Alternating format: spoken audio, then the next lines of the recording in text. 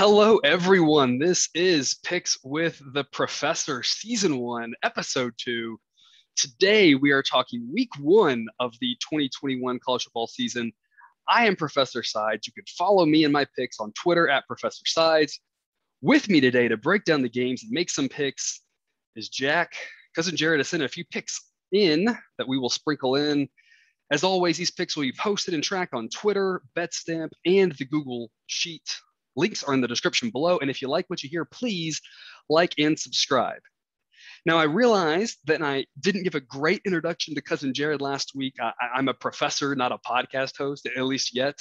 So I want to give Jack the opportunity to introduce himself. And if you have questions for either one of my guests who will be here throughout the season, submit them in the comments or on Twitter, and we will do our best to answer them there or on the next show. Jack, the floor is yours. Good evening, Professor. How you doing? I'm doing all right. How about you? I'm doing okay. I do think that by the time I'm done with my picks tonight, everyone will be very happy to see Jared back. They may, or it may just be that this episode's going to run a little bit longer. We have more than 5 games to talk about this week. Yes, I have a larger sample size in which to make a fool of myself. But yeah, there you go. Yeah, but so just a little bit about me. I, like the professor, am a trained statistician. So when it comes to the modeling he does, I can actually understand all of the jargon the professor uses, but that doesn't mean that I dabble in it myself. So what you're going to get from me are a lot of picks based more on intuition than math, and maybe hopefully a few more anecdotes along the way. Yeah, and hopefully that'll be a fun balance. I really like the balance that you and Jared will bring to the show, just offering different perspectives. So I think it'll work really well. A quick recap of last week. The model went 2-2, had 2 easy wins and 2 easy losses, and not close losses. You would have gone 3-1 if I was here about New Mexico State. There you go, and we will discuss New Mexico State later, probably more than any of you want to hear a little bit later in the show. And Cousin Jared started the season 2-0, so he started off the season really well. And again, we'll have some picks from him later, but we have a lot to talk about today, so we're going to jump right into it. All lines are courtesy of Bet Online. They are not paying me or subscribing anything fun. It's just that but they could. They could. If you're listening to this and you're from Bet Online, we would we can give the shout outs there, but we just want one place consistently to have lines, and so that's where we're choosing our lines from. Thursday night, we've got 3 games to discuss. There are a few more, and we're going to kick it off with a thrilling game, I'm sure. Probably lots of offense at Temple at Rutgers. Rutgers is a 14-point favorite. Hopefully you have something interesting to say about this game, Jack. Because I do, actually. Okay. So as we know, the Big Ten didn't really have like what you would call a typical season last year. Didn't really decide to get the ball rolling on anything until October. Almost every team in the Big Ten had their season ravaged by COVID cancellations, postponements, one way or another. Right. Rutgers was not one of them. Rutgers played all 9 games last year. I didn't realize it. There are only 2 teams in the Big Ten that can say that they did that. The fact that a team from New Jersey went through the winter without a COVID cancellation of any kind is simply a miracle. That is kind of crazy. And maybe that helps them out here because they at least have something that you would call a consistent transition from one year to the next, even though I don't know if Rutgers is any good, but they're better than Temple. They are better than Temple. Yeah. So Temple beat USF last year by 2 and lost every other game by at least 12. So you're asking Rutgers to do basically what almost every other team did to Temple last year. I think they can do it. Okay, so you are on Rutgers then, minus 14. I'm going to lay 14 points with Rutgers. Where is my soap to wash my mouth out with? Yeah, I feel like you should never lay 14 with Rutgers. Of course, last week after taking a couple of really bad teams myself, I probably shouldn't be the one saying that. I'm actually on the other side. I am taking Temple today as the model makes them only a 9.7 point underdog. Again, Rutgers is a better team. I just have them as a better team by less than that. So I'm hoping for a low-scoring, boring game. Teams are sleepy on a Thursday night. A lot of these midweek games, you hear that the students are crazy, and it makes for a fun atmosphere. And I'm hoping at Rutgers that's not the case because they don't care about football there. Well, the last time they did, their head coach was Greg Schiano. This is true. This is a good point. Everything comes back around eventually, right? Yeah. I'm not, no kidding, especially with this coaching staff. Yeah. All right. So that's our first game. Moving on to the next one here, we've got East Carolina versus Appalachian State. This game is a neutral site game. It's in Charlotte. Appalachian State is favored by 10 over East Carolina. Jack, what do you have on this one? Not a whole heck of a lot. I think there's App State brought back almost everybody on the offense, but they have the journeyman quarterback, Chase Bryce. So last year he started for Duke. That didn't go so well because very few things go well when you're starting at Duke. And the year before that, he was back up at Clemson. Mm-hmm. So this is a guy who's on his third school in 3 years? If anything, he's going to be the real winner because he's going to get like multiple degrees for free.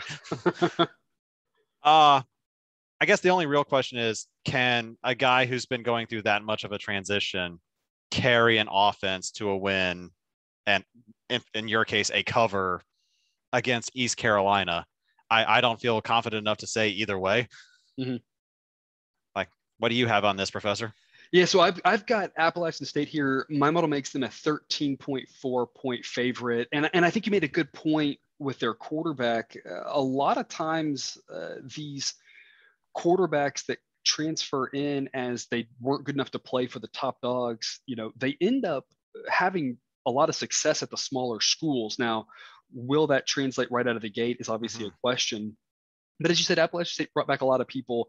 I remember picking East Carolina as I was testing this out last year a couple of times, and it did not go well. So I am liking being on the other side of that because they were a really frustrating team to back. So I will officially be on Appalachian State.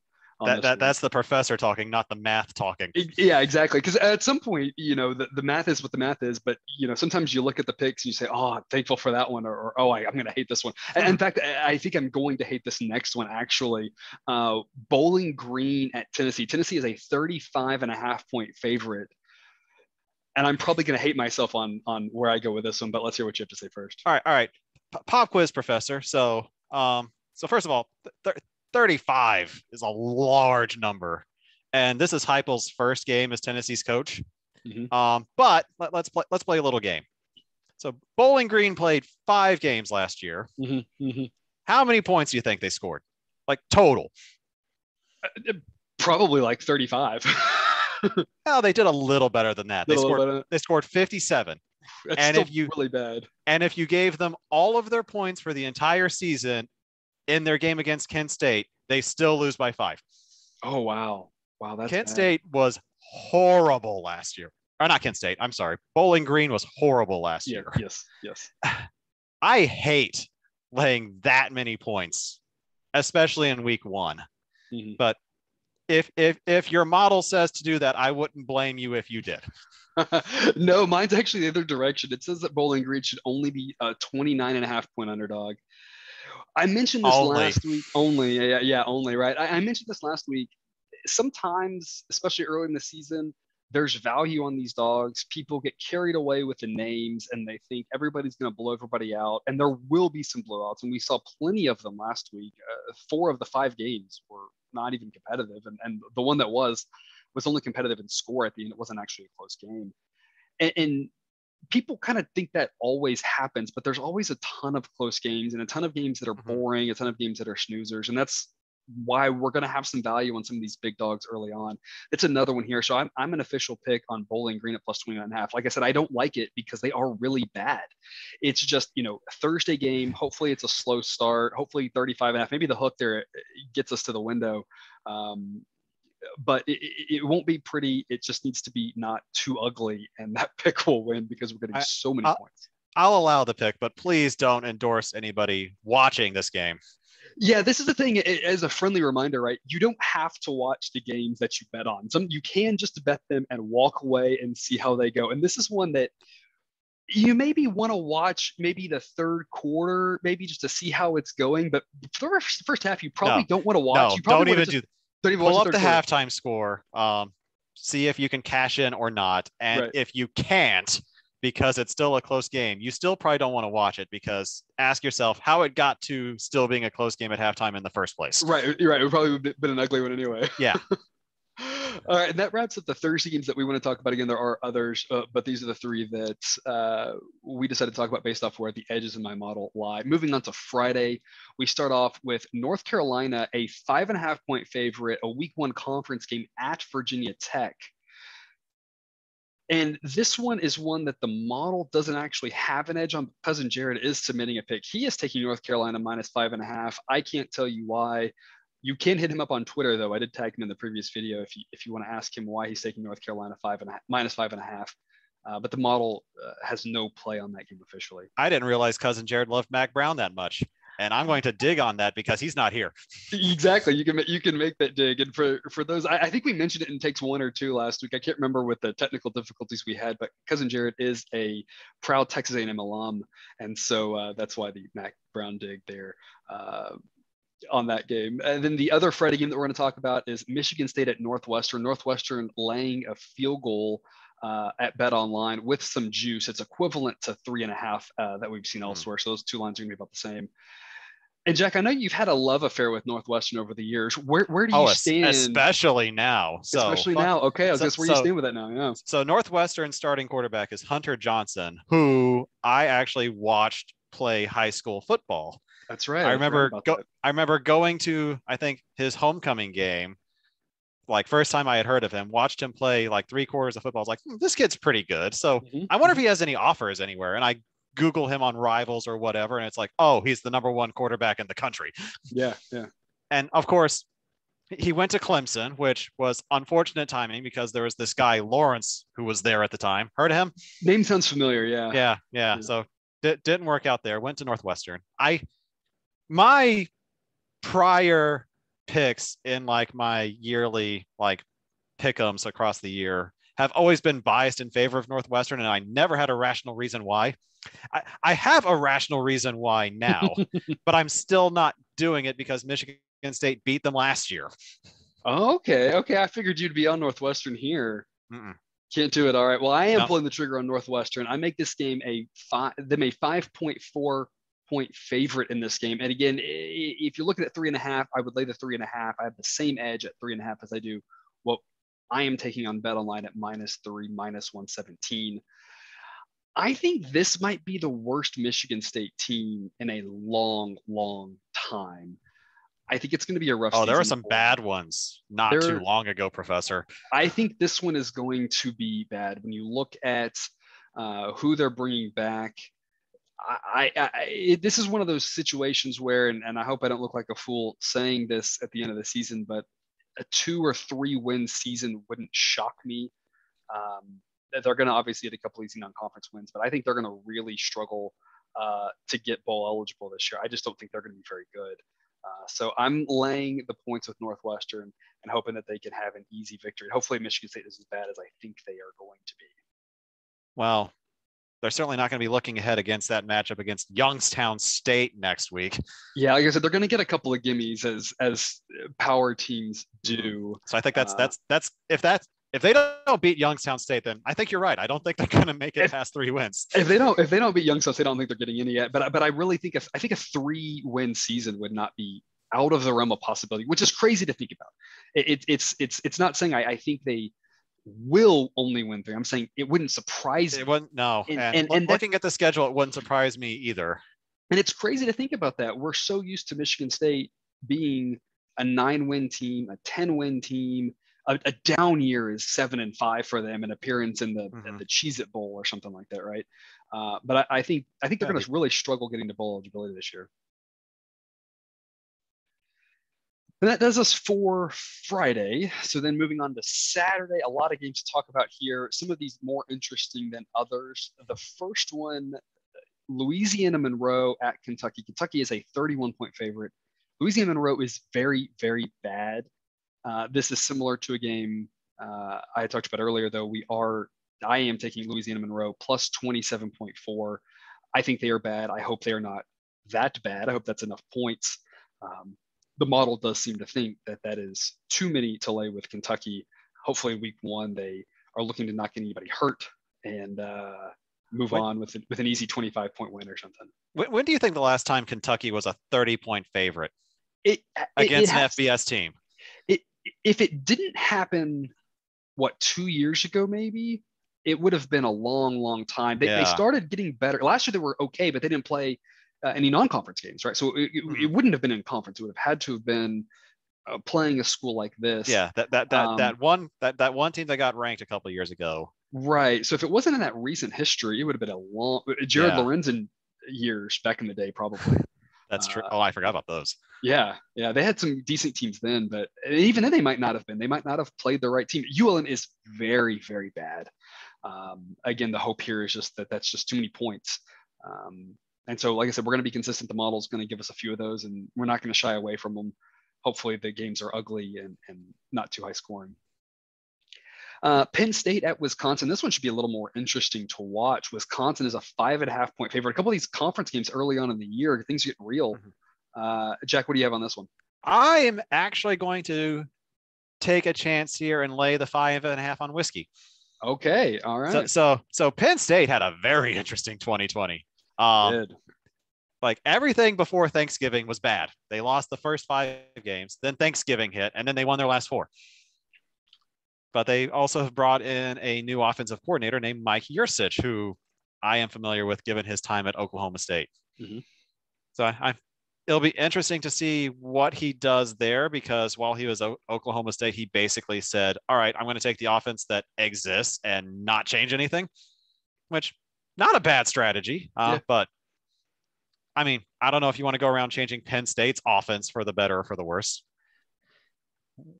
The reason I'm taking Wisconsin, like they were one of those Big Ten teams that had to deal with a whole bunch of like COVID schedule changes. The entire coaching staff at Wisconsin's at least been there for the last 5 years. So if there's going to be, yeah. And I think continuity is very valuable for week 1 of 2021, because a lot of people are coming off of 2020 in a lot of different cases. Right. Plus whiskey at home is always a lot of fun. They do play very well at home. I'm actually on the other side of this one. I'm taking Penn State. My model makes this plus 3.5. This one will be interesting, as you said. My personal take on this is that anything could happen, and that's another reason why I like taking the points with Penn State, just because I think this could go either way. This is another where a money line makes a little bit of sense, especially if you're betting a little bit less than your normal amount, and just kind of say anything can happen. Let's take some big plus, some decent plus odds. Both of these teams performed better last year than the results indicate. The advanced metrics actually liked both of them, but from what I've pulled in, the advanced metrics like Penn State a little bit more relative to their results than Wisconsin. So again, I only make them a 3.5-point underdog. So I still think Wisconsin's a better team. I still think Wisconsin winning by 3 or 6 is very likely.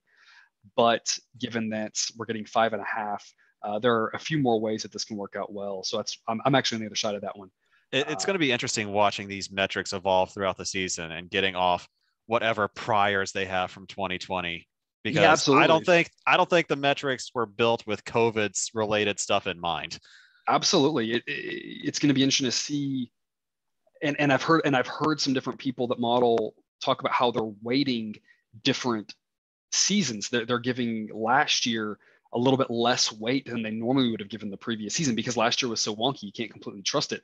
That works a lot better in the NFL than it is in college, because in the NFL you have a whole lot more data on those players, and in college where you have less data, so it's a little bit harder to get away with that. So it's a good point you make there. Next game, an early kickoff for out west. Fresno State at Oregon. Oregon is a 20.5-point favorite. Do you have anything on this one? I honestly forgot this game was happening. Yes, and probably a lot of people will, as Oregon being a 20.5-point favorite. So Fresno played last week. I don't think that's why the model is taking them, but I am taking them. The model makes them only an 18.4-point underdog, so they should lose. Hopefully they lose by less than the 20.5. Fresno played an early kickoff out west last week. This is an early kickoff out west. That could help them. They were sluggish early on in that game. Yeah. UConn is bad. I watched the game last week because there were so few games, and UConn is bad. And they hung in. UConn hung in for the first half, just like you would have hoped, given the fact that, I took all those points. things really started unraveling when Fresno got going, and you wonder how much of that was first game, how much of that was early kickoff. And Fresno doesn't have to worry about either one of those this week because they just did it last week. So Fresno has a chance here to start off strong, maybe take a lead, maybe keep it close at the half.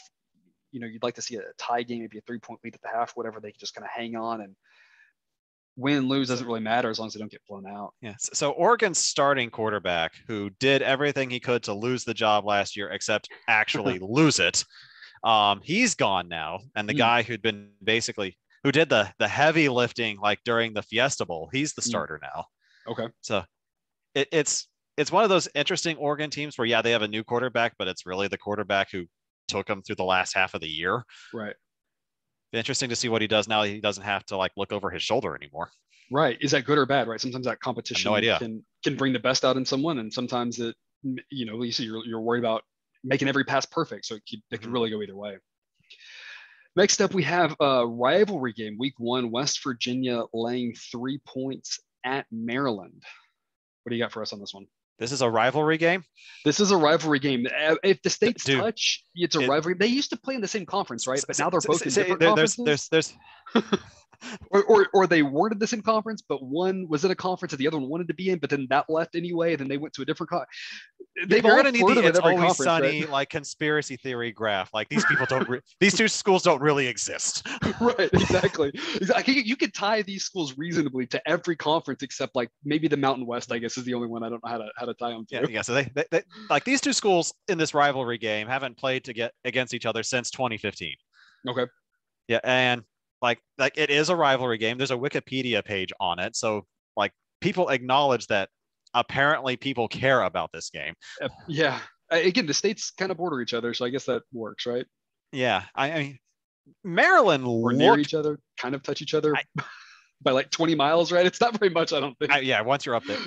So someone spoken like a true Texan. Exactly. Yeah. Someone's watching this and they know exactly. I'm pretty sure they touch. I'm pretty sure they don't touch by much. All right. My geography from up there is only so strong, right?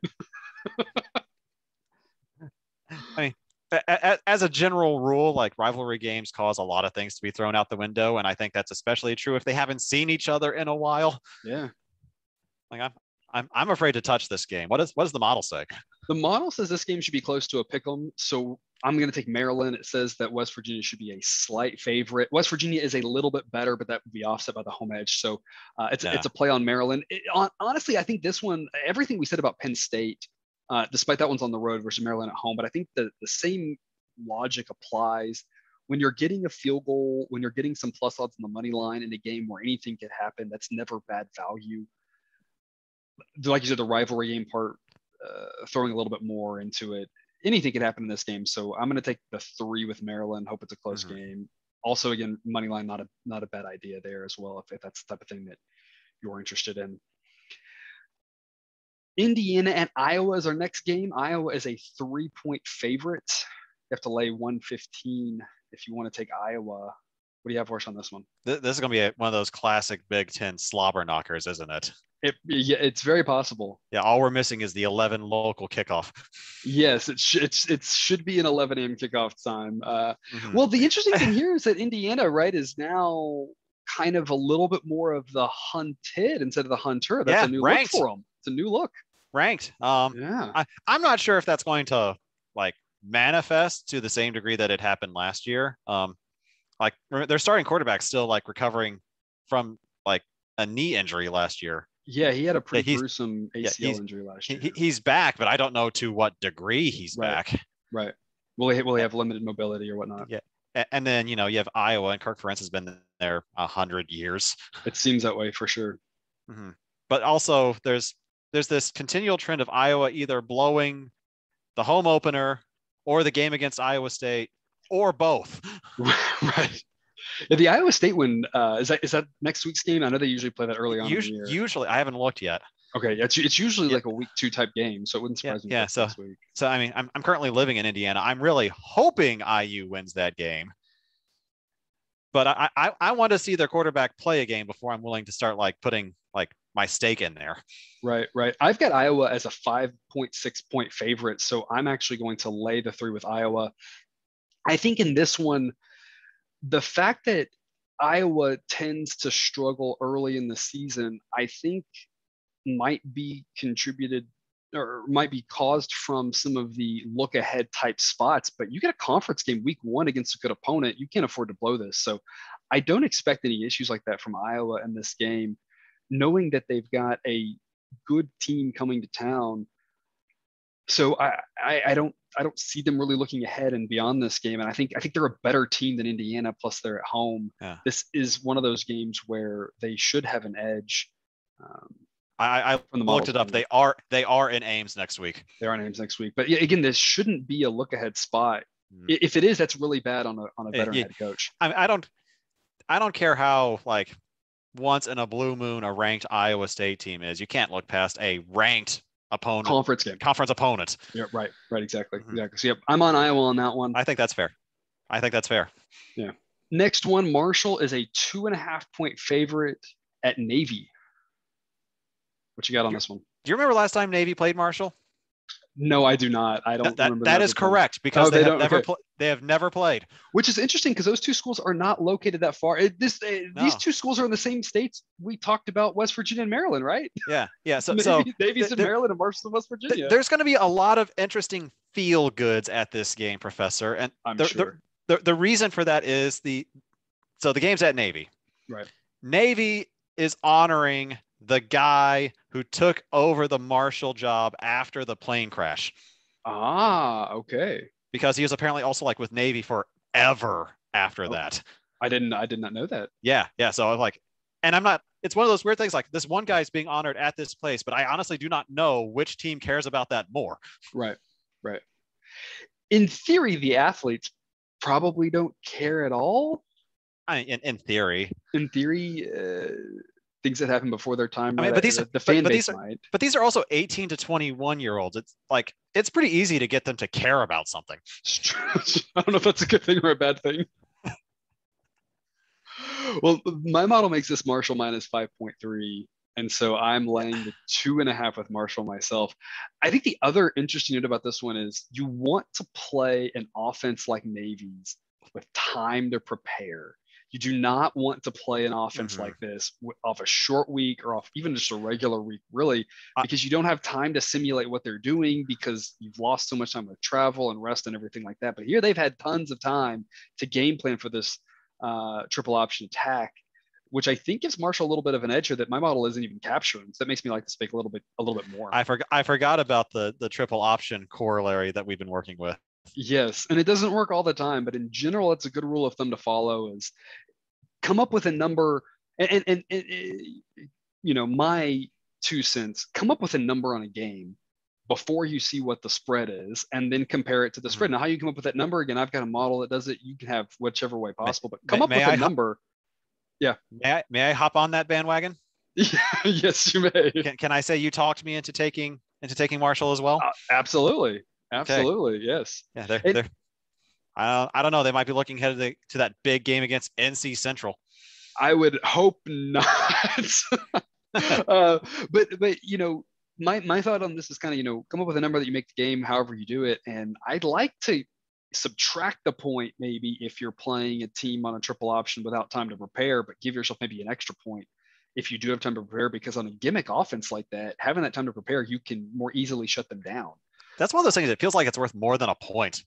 The problem is, that's why I said a point both ways. It's a plus point or a minus point, so it's a 2 point swing.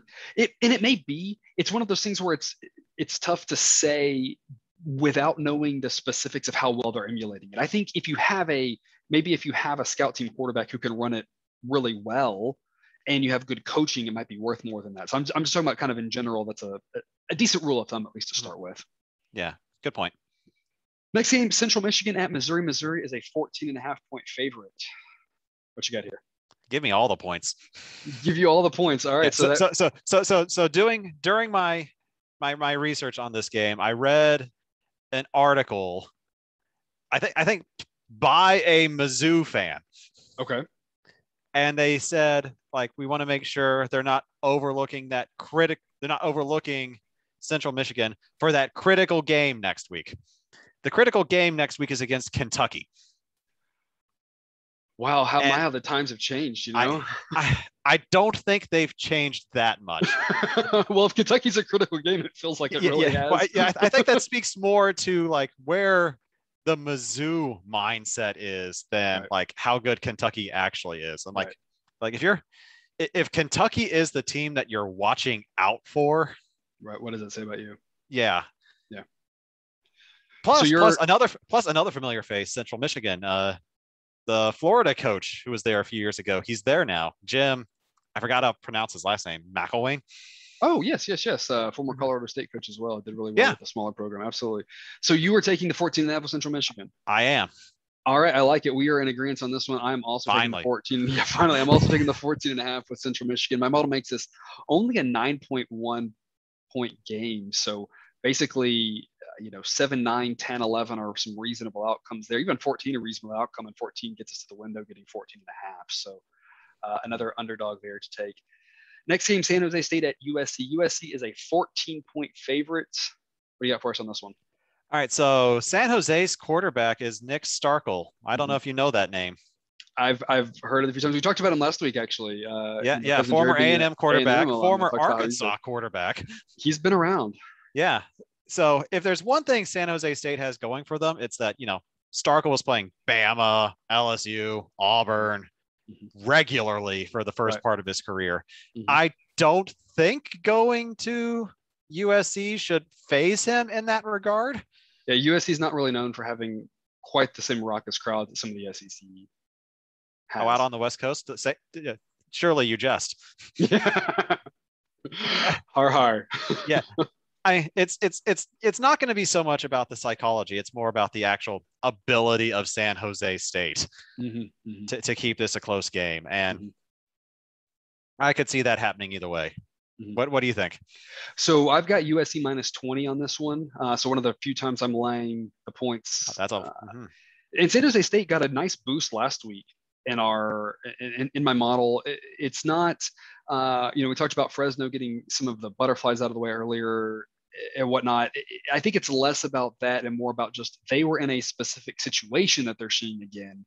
That Oregon might not be, because those early West Coast kickoff times are kind of weird. San Jose State did play, which is good. Unfortunately, they played a team that's nowhere near the caliber of USC.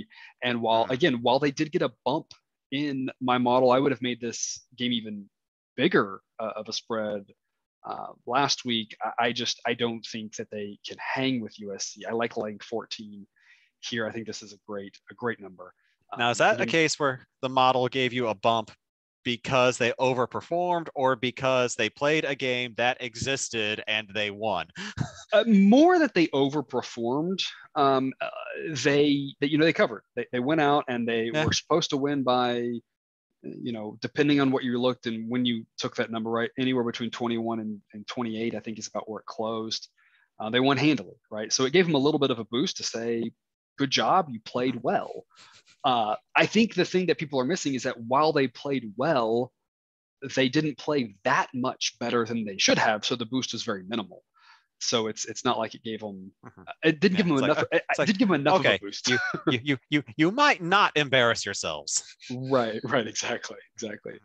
Next game, we've got another Pac-12 school, Oregon State, traveling to Indiana to play Purdue. Purdue is a 7-point favorite. What do you got for us here? Can you explain to me, because I was looking up like the numbers on Sagarin for this. If you go strictly by Sagarin, I think they say that Oregon State's actually the superior team by a skosh. Yeah, I can't explain why specifically he has them better. What I can say is that a lot of the different metrics out there, they tend to be higher or lower on certain teams, and I think that's kind of what you saw there. Oregon State can score. Yeah. This is going to be a track meet. Can they stop anybody? Probably not. What time's this game? This game is at 6 p.m. Central, so a night game. Okay. So at least you don't have to worry about the West Coast, East Coast jet lag. Yes, absolutely. If this was an 11 a.m. game, I would feel a little bit differently about it than it being a night game.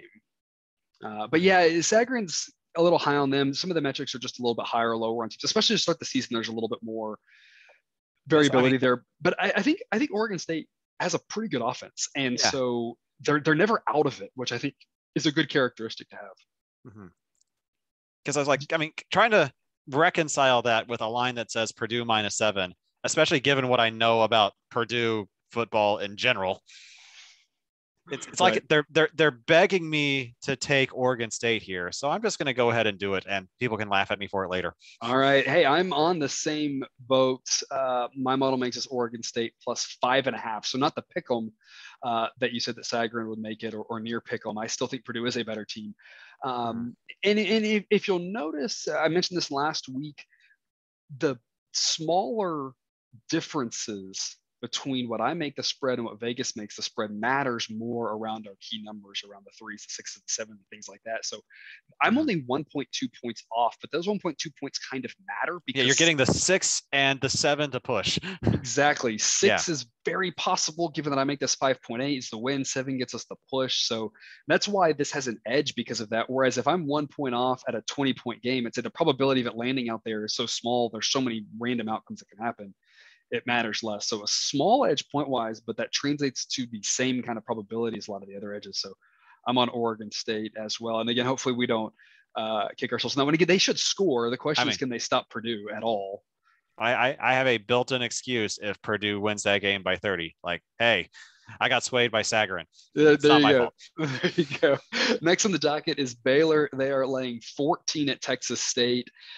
And little backstory here, Jack and I actually met as grad students at Baylor. So we are Baylor alum.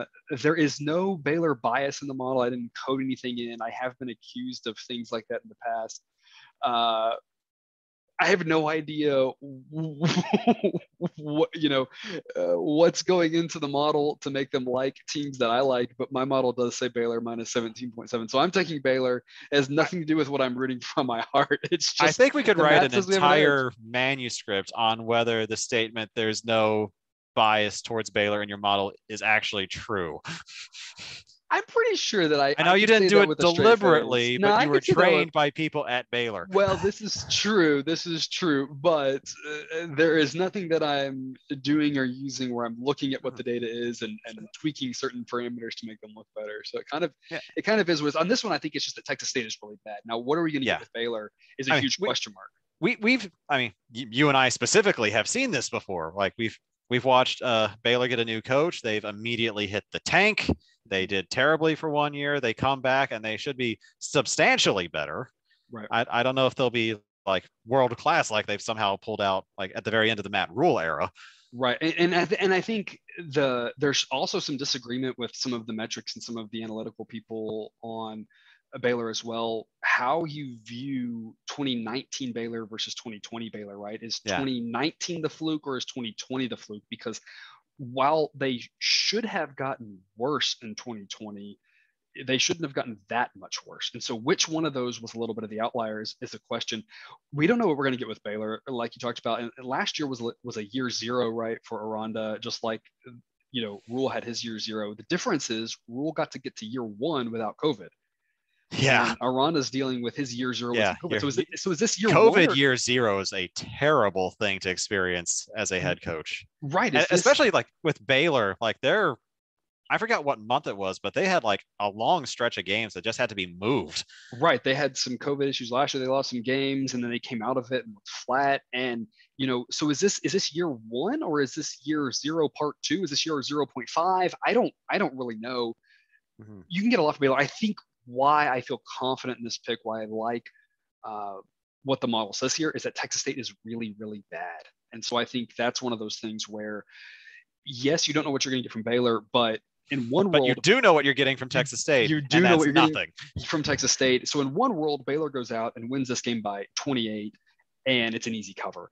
In another world, Baylor is not that good, and they're up 10 points late, and you got a chance to cover still. So to me, it's one of those. There's a chance it's just an easy win, and there's a chance it's a close game, but only laying 14, you could walk away with a push or a late win because kind of anything can happen there. So I think there's some value on Baylor there, especially if you're only laying the 14. 14 and a half is okay. I like it a little bit less.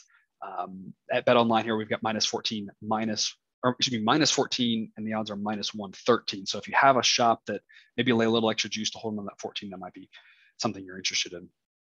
The reason they go minus 113?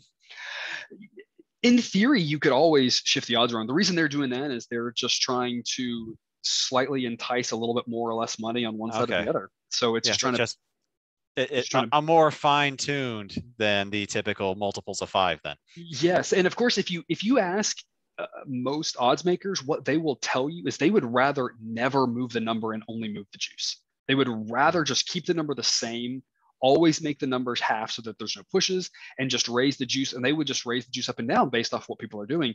The problem is they can't do that too much because people get scared away of that. People don't like to lay minus 125, that sort of stuff. And so they have to move the number. But they would prefer just to keep the number the same and just keep moving the juice. I guess I've just never appreciated the amount of precision that we are doing with these now. I mean, at some point, margins are thin. Every bet counts, right? Mm-hmm. Next team, another small Texas school, UTSA, traveling out to Illinois. Illinois is a 5.5 point favorite. What do you got for us on this one? So, Illinois had fun against Nebraska last week. They did. They had a great lost win. Their quarterback in the process. He's out. Yeah. Which is probably explaining why this number is a lot smaller than I thought it should have been. Right. I tried to go back at previous Brett Bielema teams. Like, what did they do after they had like a big win, just to see like what patterns there were. For the most part, there aren't any. I think there was his last his last good Arkansas year. Like, he actually did like a pretty impressive stretch for in the SEC. He followed every loss with a win and vice versa. Oh, wow. Mm-hmm. So remind me, you said this game's where? This game is in Illinois. In Illinois. Okay. So, I mean, the backup quarterback was serviceable against Nebraska. Mm-hmm. I don't know how good Nebraska is going to be. Jared touched on this too. He had he thought there was going to be like a cloud of like doom and gloom over Nebraska this year. And so far, so good on Jared's part. Yeah. Yeah. I think UTSA is actually going to put up a better fight. Which is sad, but I wish I was getting more than 5.5 here. Mm-hmm, mm-hmm. So is that are you taking them or are you laying off? It's not enough points for you. Not enough points and enough uncertainty with a backup quarterback. Right. And I think a lot of people want to take UTSA in this game just in the Illinois is coming off of a great win. I've got Illinois as an 8.4 point favorite here. I'm taking Illinois. I'm laying 5.5. I love that it's 5.5. You get the win at 6. You get the win at 7. If this lines up at 7, it's a pass for me. If this number moves up to 7, I get there's the backup quarterback. I get they're coming off a big win. At some point, I think we overanalyze this coming off a big win thing, in that it sometimes works that way, but it sometimes doesn't. It's kind of that confirmation bias, right? Well, yeah. We can talk about it for every game, and it will be true for half of them, and it won't be true for the other half. And we tend to remember the times when it's true and not the times when it's not. And this is never true more than it is after a week 1 big win. Right. Exactly. I've heard how many times we've heard X State certainly looks like a top 5 team, even though they played and beat someone who almost certainly won't be a top 5 team. Right. Especially you see it in the SEC a lot, of course. Yeah. It's like, whoa, slow down, people. Right. Exactly. Let's get some more data before we establish who is and is not the top 5 team. Right. And so I think there's just this kind of chatter of, coming off this big win or whatever. Illinois isn't great, but they are in a different class than UTSA. At home, there might be a tiny bit of a hangover, but there might not. And so we like to consider the fact that there might be a hangover, but we don't consider the fact that there might not. They may just come out and be ready to play and say, look, and Jared talked about this last week. They beat Nebraska last year, right? Who's to say that in their locker room, they aren't sitting there saying, we beat them last year, we beat them this year. Yeah. Whatever. Now we got to go out and win again. We're going to try to get to whatever their win goal is. I don't know what their goal will be, right? 6 wins, 8 wins, 10 wins, whatever, right? We've got to get to that win. We got to get another win this week, No, I completely agree with you. And I honestly don't consider Nebraska a big win. Right. And that's why I said, who's to say they aren't saying we beat these guys last year, we beat them this year, this isn't a big thing, right? Yeah, the backup might do a great job against UTSA. Right, exactly. So I'm on Illinois on that one. Next game, Northern Illinois at Georgia Tech. Georgia Tech is an 18-point favorite. What do you got for us on this one? So Northern Illinois' last year was weird. Like they finished last in the MAC, which is unusual for them. Yeah, went 0-6. Of course, the MAC also was the last conference to decide, hey, we're actually going to jump in for 2020 football. I think the MAC followed the Big Ten's footsteps, especially considering they get so many games against the Big Ten. And so when the Big Ten said we're out, the MAC was like, well, we're out. And then the Big Ten said they could play, and the MAC was like, oh, I guess we can play too. I think they just followed along. That probably contributed at least to some of all of the craziness we saw in the MAC.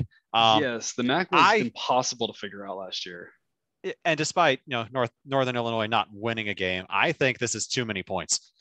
All right, so you're on Northern Illinois. I am. So fun fact, like doing my research on this, I was looking up Georgia Tech's results last year, and like they had like the placeholders for all of the game recaps on their wiki page for the 2020 season. And they had a full recap for game 1 when they beat Florida State. And then they got the doors blown off them by UCF, and they had a recap for that. And no one updated anything after that the rest of the year. I mean, would you want to after that? Be like, we're done. No, we don't care. Like the season is lost. We lost to Central Florida. Now, that I think turned out to be more true than even they wanted it to be. But right. It feels like expectations are low for Georgia Tech. Yeah, or at least they haven't recovered from what they went through last year. Right, and I'm with you. I actually make this game only 13 points, so I am also taking the 18 with Northern Illinois. Like you said, it's too many points. 18 is not a crazy score. It could fall right on 18. Easily could fall 14, 17, 13, those things. So lots of ways that this game can be a win. I'm with you. Too many points, in my opinion. Georgia Tech is also an interesting situation because they're transitioning from the triple option into the speed, 5 wide, air it out, more modern offense. But I'm not sure they're there yet with regards to the athletes coming in to run that system. They've come in and they've got the old athletes who weren't recruited for that. You bring some of the new ones in, but they're young, and it's kind of this weird transition. And maybe they'll kind of figure it out as the year goes on, but I'm just not sure they're really fully into this. We've got the right guys for the right system as of today. I don't think it's as big a stretch as you think. Georgia Tech actually got some surprisingly good receivers during the triple option days. Like Demarius Thomas, I think, went to Georgia Tech. Yes, and so did did Calvin Johnson go to Georgia Tech too? I think that's right. I think yeah, I think that's right. Yeah, I was like they have had some good receivers. It's less about the receivers and just more about it's different blocking schemes that you're used to. It's different quarterback play. It's just a different setup. And just from what I've heard, I'm just not sure they're there just yet. They're in the right part of the country to find those types of players because the spread's everywhere. They are. The issue being, is that pitch really alluring to you if you are a top athlete? Is the thing, or would you rather, if you're that caliber athlete, obviously the athlete that's going to Georgia Tech isn't being recruited by Alabama, but would you rather go to Georgia Tech under that pitch, or would you rather go play for Tennessee, or would you rather go play for North Carolina or something like that? I feel like you as a recruit, you want to see someone have success with that offense. So you gotta, it's kind of that cycle, right? You gotta have the success in order to get the guys. But how do you get the better guys without the success? You're right. It's how do you break into that? But you have to do something to get the guys to say, this is the type of scheme I can see myself playing, and not this, just trust me, we're going to open it up, I apologize that I'm sure that people aren't listening to us try to solve Georgia Tech's first steps into the 21st century. Hey, this is what the people come for here. We're approaching the hour mark here. And they're going to hear us break down Georgia Tech's offense. So the next game we've got, actually maybe the biggest game on the docket, Georgia versus Clemson. This game is in Charlotte. Clemson is a 3-point favorite. We kind of talked about this. I don't think either one of us have a single interesting thing to say about this game. It's going to be a fantastic game. Well, we just got done talking about you shouldn't infer like how good a team is relative to everyone else after everyone's only played one game.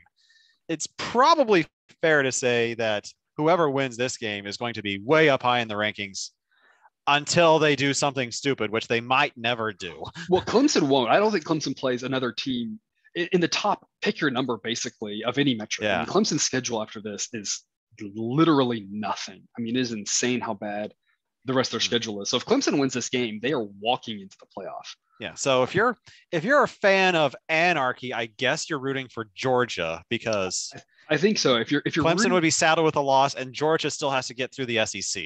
Yes, and Clemson loses this game and still likely makes the playoff. They likely win the table. But yes, if Clemson loses this game, you have the possibility of them.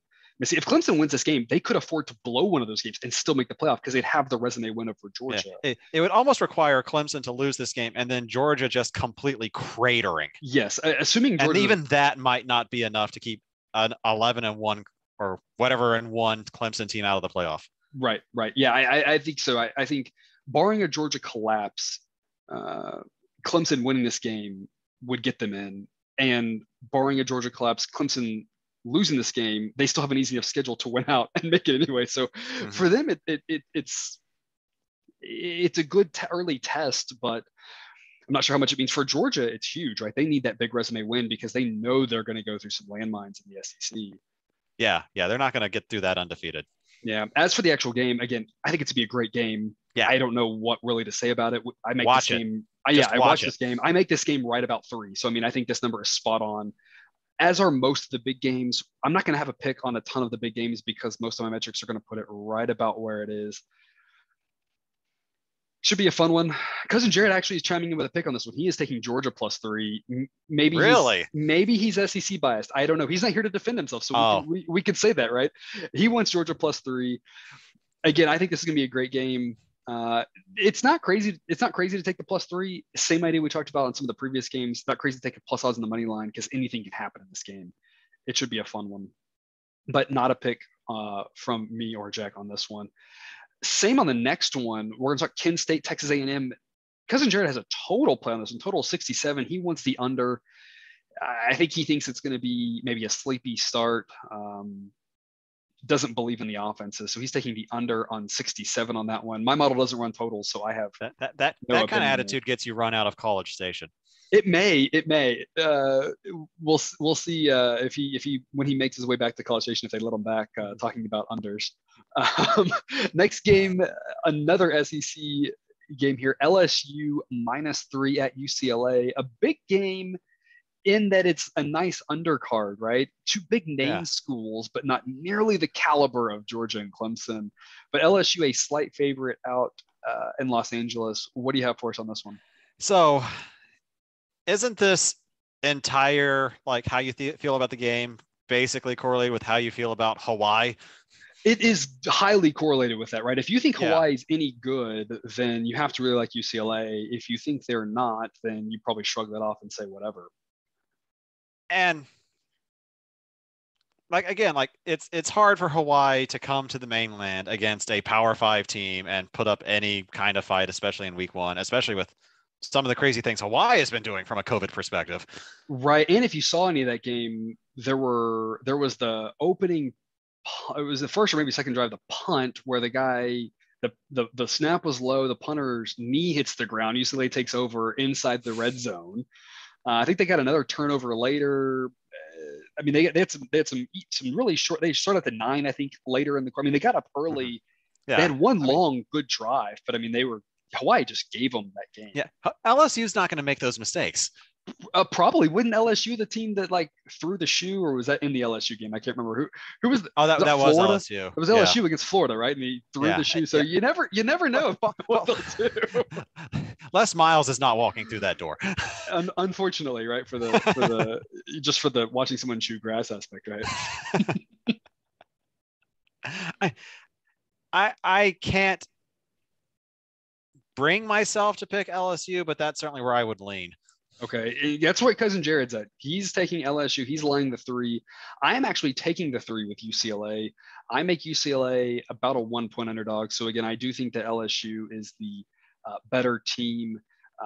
It's not that I think UCLA has a great home field advantage. I just think when you're getting a field goal on two evenly matched teams or two close matched teams, I think there's some good value there. So Jared is on LSU. I am actually on UCLA. So him and I are going head to head on this one. I'm going to sit back and watch. Yes, get your popcorn out. A couple of late games Saturday night. Nevada at California. California is a 3-point favorite. What do you have for us here? So Nevada's quarterback, Carson Strong, he's missed a few practices because of a bum knee. Okay. Coach says he's doing fine. But I think like this guy is apparently supposed to be like the best player in the group of five.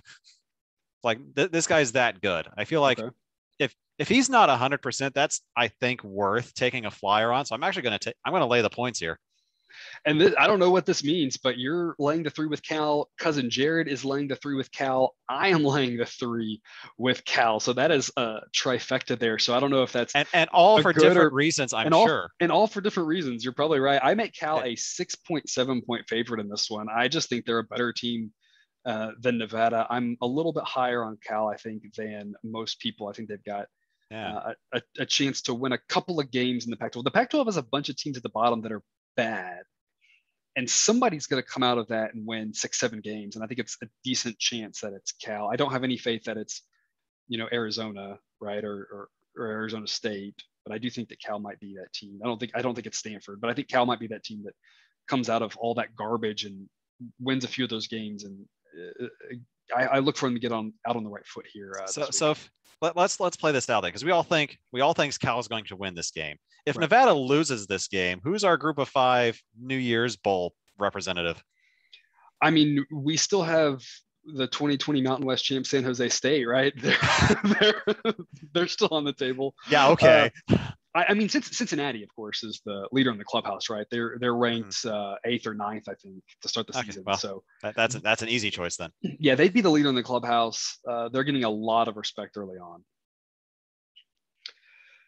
Last game that we're going to talk about for Saturday night, the one you have all been waiting for, New Mexico State at San Diego State. San Diego State is a 31.5 point favorite. So we mentioned that Jack and I met at Baylor. Jack is from a little town near New Mexico State. So this is not his home school, but he follows them. He we mentioned this last week, I think. We were curious what Jack would have said about New Mexico State. So what do you want to say about New Mexico State, Jack? So I have fondness for New Mexico State. My parents met there. My grandparents lived in Las Cruces. I have been to that part of the country a lot. Their team is and has been for a long time horrible. Like, just do avert your eyes like level of bad. I was very happy when they got their bowl win a few years ago, because that's probably the last chance they're ever going to get. Yeah. They're now a team without a home, the prodigal football team with no conference, nowhere, that no one that wants to take them. Right.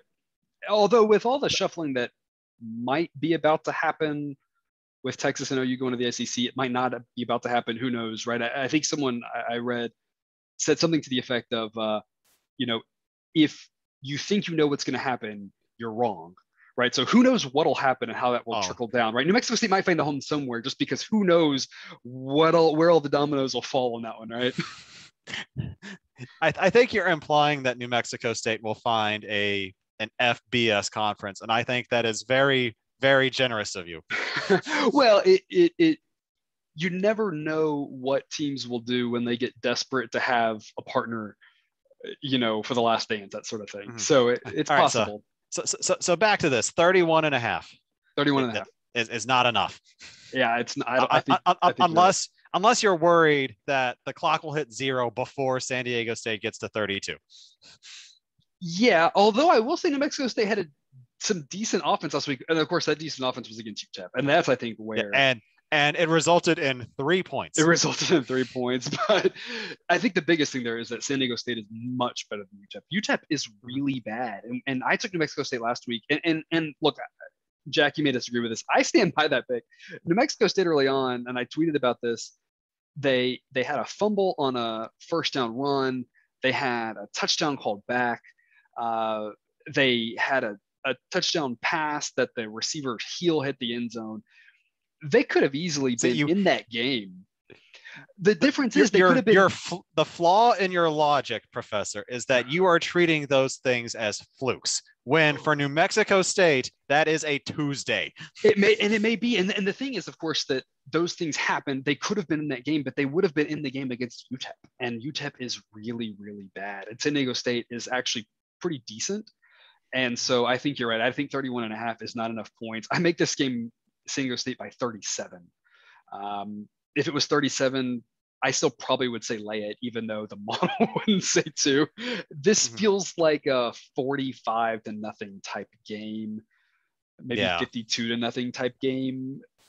We talk about taking bad teams and taking points, but this is not one that you want to do that, in my opinion. This feels like a game where Brady Hoke takes the foot off the gas like late third quarter, and they coast to like maybe 45-3, but certainly enough to cover this spread.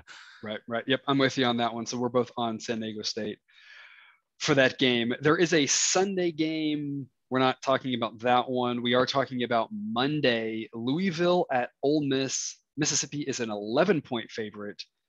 Do you have anything for us on the Monday night game that's going to wrap up the Labor Day weekend? I mean, hey, Lane Kiffin, that'll be entertaining. It's true. Usually is. Gosh. This is one that I haven't spent a lot of time looking into. So just another one of those games where I think I'm just going to sit back and enjoy it. 11 seems like a lot of points against Louisville, but maybe I'm still like blinded from, their Heisman Trophy winning days. Right. But no, the model agrees with you that 11 is too many points. I've got this at Louisville plus 7.9. So I'm taking the 11 with Louisville. Again, 11 is a plausible score. We could push on the 11. Could obviously easily end up at 6, 7, 10. Lots of ways that this bet can win. So I'm looking for Louisville to keep this game close. Another game that, Monday night, you're, a little bored, just a solo game. Maybe a couple bucks in the money line wouldn't be bad. Big plus odds in a game that anything could happen. And look, Louisville may lose this game by 30. I mentioned that last week with doing much to New Mexico State because I just want to have a New Mexico State podcast. We just talk about them every week, right? I mentioned New Mexico State. They could lose by 30, maybe put a few bucks in the money line on the plus odds because anything can happen in that game. And of course, they lost by 27. It's the same thing here. If you lose by a little, lose by a lot, it doesn't really matter. But you throw a couple bucks in the money line, you might have a fun, big plus odds play in the event it is close. I think Louisville can keep it close, and that could be an interesting play here. We're getting close to the 10-year anniversary of putting moneyline money down on Kansas against Georgia Tech. And Kansas got beat so bad that Georgia Tech made a T-shirt for the game. I had completely forgotten that had happened. Yeah, good times. Do you dare follow that same path? You're going to win. It does, it's all one game at a time, right? It's only one loss in the standings, right? So you're going to win some big ones, you're going to lose some big ones too, right? It doesn't matter if you lose by a lot, it's still a loss, right? And I don't know about you guys, I'd rather lose by a lot than lose by a little. Lose by a little, it's heartbreaking. You think, what could have been? It's much more fun to have that UConn game last week where they just couldn't move the ball at all, and you're just like, well, whatever, it's over. Yeah, the next one. If you're drawing dead in the second quarter, then you can think about lunch plans. Right, exactly. I completely agree with that. Yeah, you got. Let's not get invested. Well, in some of these, and I don't know how many, everyone out there's going to play, but if you're playing, 3-4 games, it's not a big deal. But if you're playing more than that, you got 2 or 3 games at a time. If you're going to lose, I'd rather just move on. Don't even have to watch enough to care. Go watch the other game that you're winning. Have a little more fun. And that does it. We hit here just over an hour trying to go through a bunch of these games, try to keep it short and sweet as much as we could. And that'll wrap us up here. The second episode of Picks with the Professor. I am Professor Sides. This was Jack. Thank you for watching. Please like and subscribe. And folks, remember, you can eat your betting money, but don't bet your eating money.